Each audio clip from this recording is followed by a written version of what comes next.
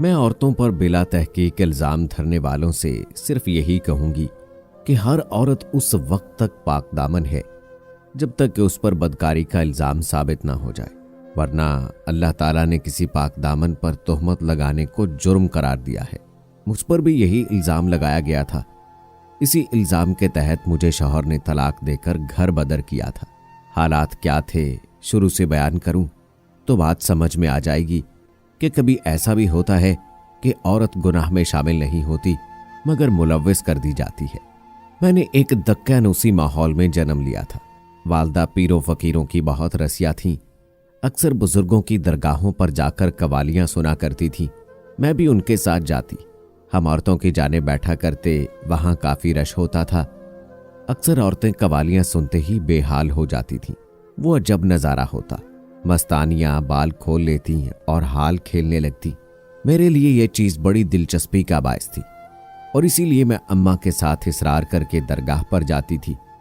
ये मस्तानियां न जाने किस जोश के साथ हाल खेलती कि अक्सर तो घंटों बाल खोले झूमती रहती और फिर थक कर बेहोश हो जाती। इनमें अम्मा जन्नत का हाल देखकर तो रोंगटे खड़े हो जाते थे। वो सबसे आखिर में थकती थीं और जब भी हाल खेल कर खत्म करती और मोतिये का हार अपने गले से उतार कर मेरी गर्दन में डाल देती थी। इस पर मेरी अम्मा खुश होकर कहती, अम्मा जन्नत, मेरी बेटी को दुआ दवा से भी विलायत मिल जाए, इसे तुम अपनी बेटी बना लो। तब माई जी मुझे प्यार करती और मिठाई खाने को देती। मैं माँ के इशारे पर ले लेती जैसे कि बड़ा मुकद्दस तबर्रक हो। उन दिनों मेरी उम्र तकरीबन 14 बरस की होगी। थोड़े अरसे के बाद अम्मा जान का हरकत कलब बंद हो जाने से इंतकाल हो गया। वो जुमेरात के दिन मजार से कवाली सुनकर आई थी। मैं भी उनके हमरा थी। आते ही कहने लगी, कैसी प्यारी खुशबू तुमसे फूट रही है। मोतिये के हार ने सारे घर को महका दिया है। ऐसा कहते हुए दिल पर हाथ रखा, दर्द की शिकायत की। फिर जो चारपाई पर लेटी तो आंखें मूंद लीं और कब्र में पहुंचकर निगाहों से हमेशा के लिए ओझल हो गई। उनका ओझल होना था कि मुझ पर बुरे दिन आ गए। मेरा कोई भाई बहन ना था। अब्बू और मैं घर में बस हम दो ही रह गए। रिश्तेदार अम्मी की वफात पर अफसोस के लिए मतवातर आ रहे थे और मेरा रो रो कर बुरा हाल हो गया था। इस दौरान दरगाह पर भी ना जा सकी कि जी को सुकून मिल जाता। जाती तो किसके साथ, माँ तो चल बसी थी। रफ्ता रफ्ता रिश्तेदारों का आना कम हुआ। आखिर बिल्कुल ही ये सिलसिला तमाम हो गया। घर में अकेलापन तड़पाने लगा। अब्बा तो सुबह बाहर निकल जाते, शाम को घर लौटते। कई बार जुमेरात के रोज तबीयत में इज़्तिराब ने गलगला मचाया।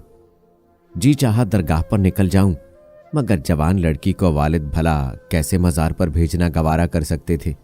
उन्होंने साफ मना कर दिया कि बेटी अब तेरी माँ नहीं रही है।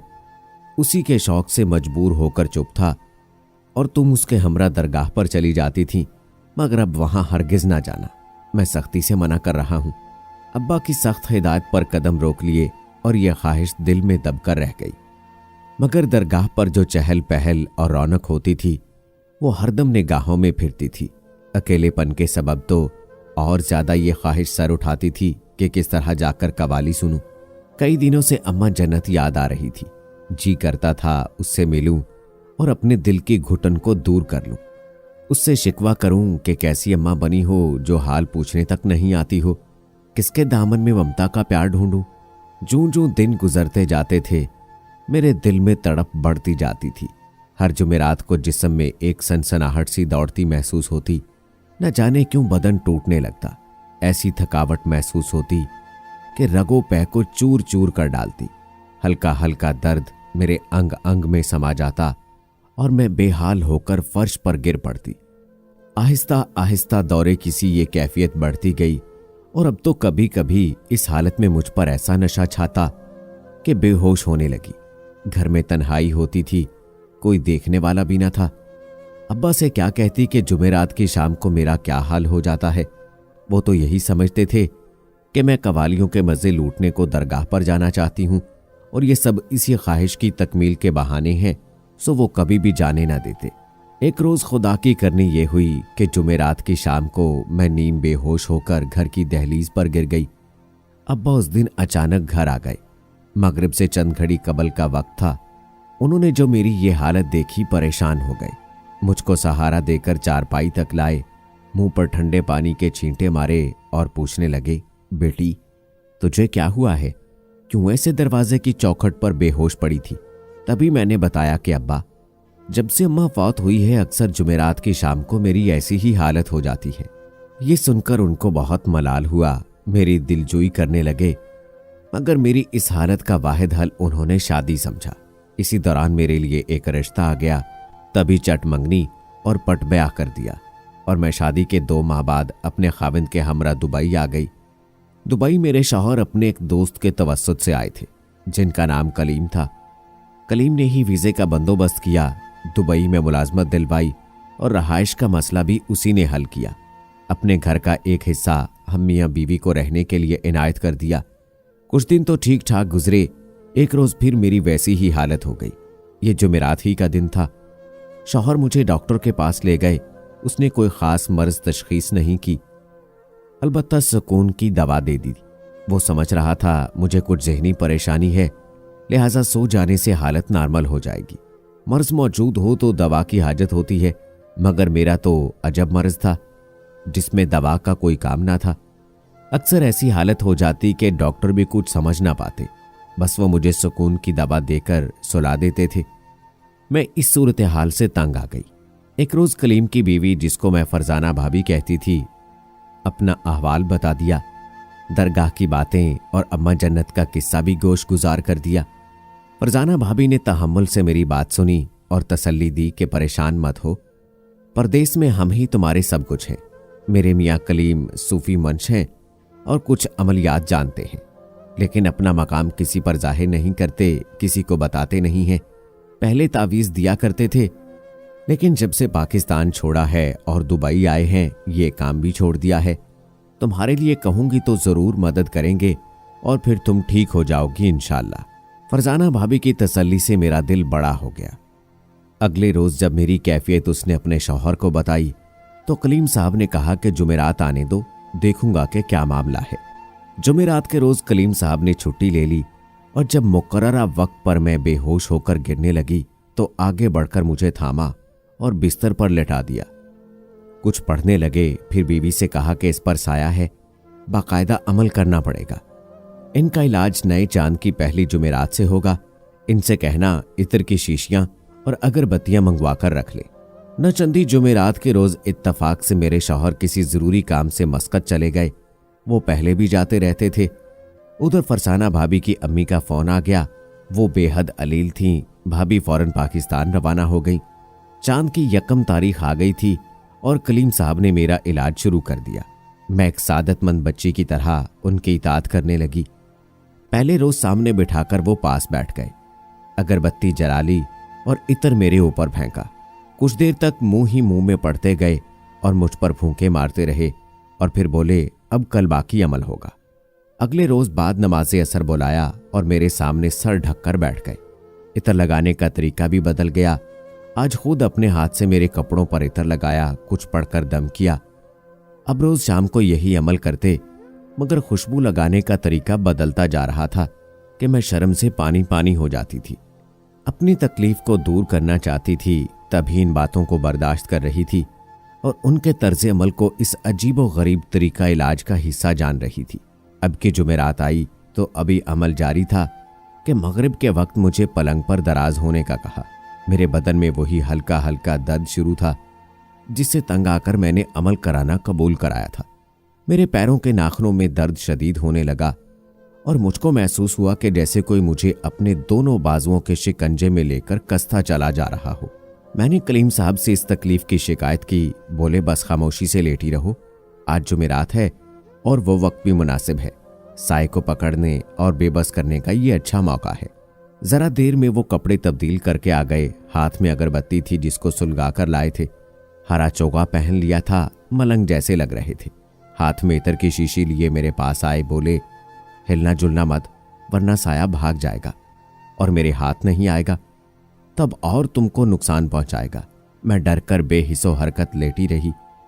मेरे बदन को हाथ लगाकर पूछते थे कि जहां दर्द ज्यादा मालूम हो बताना, वहीं साया होगा, मैं पकड़ लूंगा। गरचे साय को पकड़ना बहुत मुश्किल होता है, मगर मैंने बहुत चिल्ले काटे हैं, मुझसे ये बच ना पाएगा। लेकिन तुम्हारा ताउन बहुत जरूरी है। घबराकर अमल को बीच में ना रुकवा देना, उल्टा पड़ गया तो हम दोनों ही मारे जाएंगे। वो मुझे इतर लगाते जाते थे और कहते जाते थे, जहां दर्द हो बताना। ये दौरान खून के साथ साथ बदन में बहता रहता है। वो मेरे वजूद के मुख्तलिफ हिस्सों पर हाथ रखने लगे, साथ साथ मेरी नाक से कोई शय छूते जाते थे, जिससे मुझ पर गनूदगी तारी होती जा रही थी। अब ये हालत थी कि होश तो बाकी था, सब कुछ देख सकती थी, मगर उनका हाथ ना रोक सकती थी।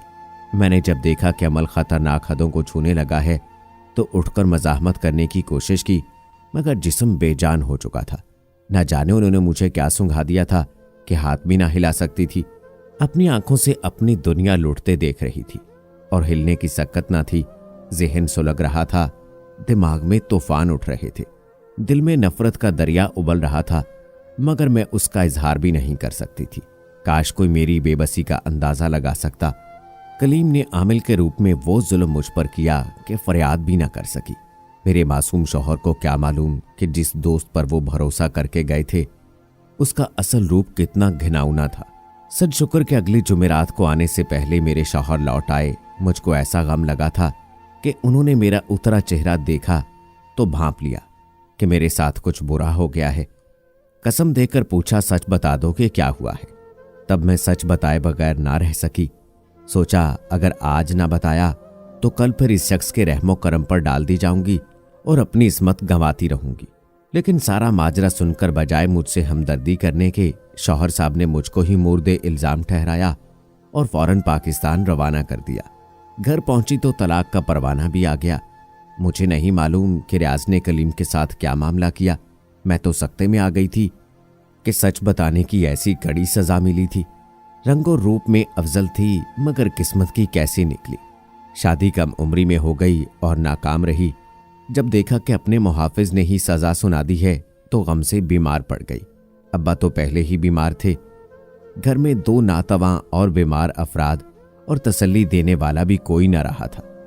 एक रोज भूले भटके से मेरी बुजुर्ग गुस्तानी साहिबा आ निकली, जिन्होंने मुझे कुरान पाक पढ़ाया था।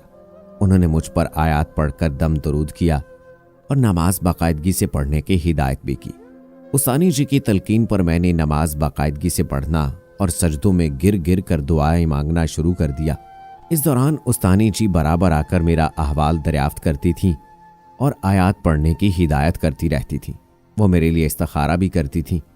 खुदा की कुदरत, 1 माह बाद ही मेरे हालात पलटे। बदन के दर्द और नाखनों के दर्द में कमी आने लगी और मेरे वजूद में जो सरसराहट होती थी वो गायब हो गई।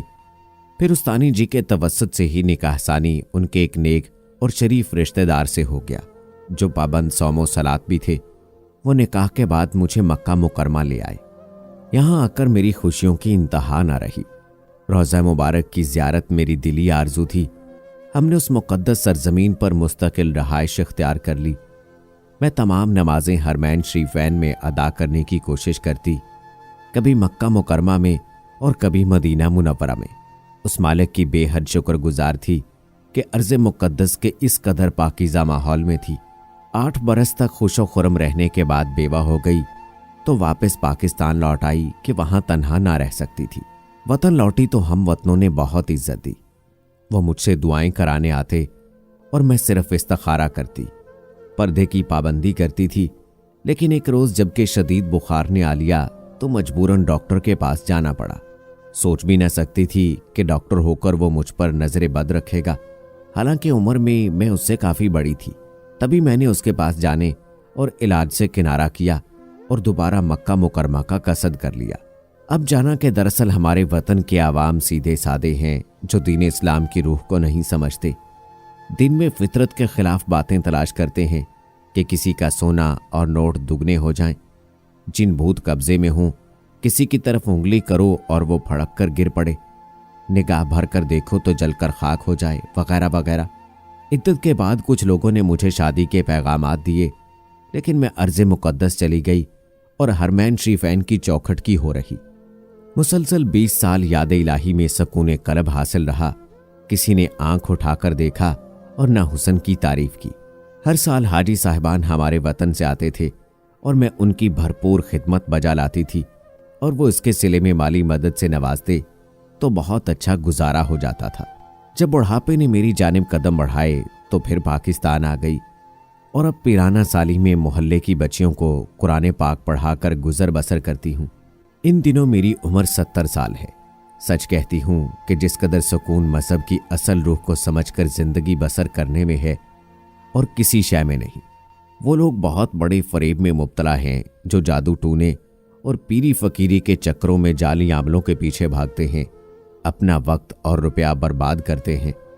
इससे भी ज़्यादा खसारा ये कि अपना ईमान खराब कर लेते हैं। इंसान को चाहिए कि वो पाक साफ रहे, अल्लाह पर कामिल यकीन रखे और इबादत इलाही का पाबंद हो जाए, तो हर तरह का मर्ज खा रूहानी हो, ज़हनी हो या जिस्मानी, उससे शिफायाबी अल्लाह ताला की ज़ात से अता हो जाएगी। सिर्फ दुआएं ही वो वसीला हैं कि दिल से मांगी जाएं तो असर रखती हैं और अल्लाह ताला अपने प्यारे बंदों की खूब सुनता है। मायूसी कुफर है। मैंने तो अपने मर्ज का इलाज अल्लाह पर कामिल यकीन करके पाया है। दोस्तों, यही हकीकत है। आज की वीडियो कैसी लगी कमेंट बॉक्स में ज़रूर बताइएगा। अगली वीडियो तक इजाज़त दें। अल्लाह हाफिज़।